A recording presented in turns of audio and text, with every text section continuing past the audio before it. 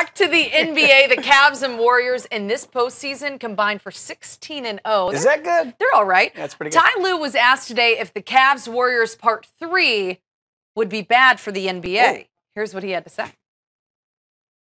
I think a lot of people wanted to see Boston and Lakers back in the day. So I think nowadays a lot of people want to see Golden State Cavs. And it's not a problem. Right now, it's two of the teams that are playing, some of the best basketball right now. So two of the teams have been in back-to-back finals. So, why not? Why not want to see it again? And I don't see why it would be a problem. I mean, I think last year had some of the best ratings, I think, in NBA history. And I think now with, them adding Durant and the way they're playing, the way we're playing, can be even higher. Dave, when you think of some of the best rivalries in the NBA, do you think the Cavs-Warriors, would you compare them and say maybe they're the current version of the Celtics-Lakers from the 80s? Yeah, I think that's totally fair. I think that's legit because if you look at it and say you go 3 straight, by the way, the Celtics and Lakers really couldn't even vouch for that because the Sixers had some things in there in the 80s, and of course the Pistons came in later as well.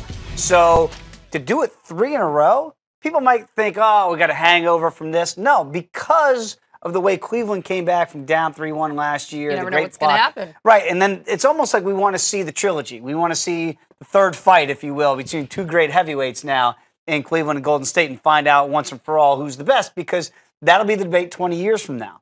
Much like the debate 20 years later now, when you remove the Celtics and Lakers, people look back on that like I do growing up and going, yeah, who was the better of those 2 teams? Because they were so evenly matched with Bird versus Magic. And this is what it's going to be with Steph. And now Durant gets into that equation against LeBron. So these will be the debates that people have and grandfathers tell their grandkids about 20 years. Yeah, it wasn't as good as those as those Cleveland and Golden State days. Well, I don't have a problem with it because I always want to see the 2 best teams play basketball. Absolutely. And if these were the 2 best teams for 10 years in a row, then I don't care. Yeah, you might think it gets a little boring and maybe the fan bases start to get, dwindle. Yeah, because you get used to it. But I want to see the 2 best teams go at it. I do too. And the funny thing though is like watching San Antonio last night, if Kawhi Leonard's healthy, I said, boy, what if San Antonio beats Golden State? Let's say they beat Houston and they beat Golden State.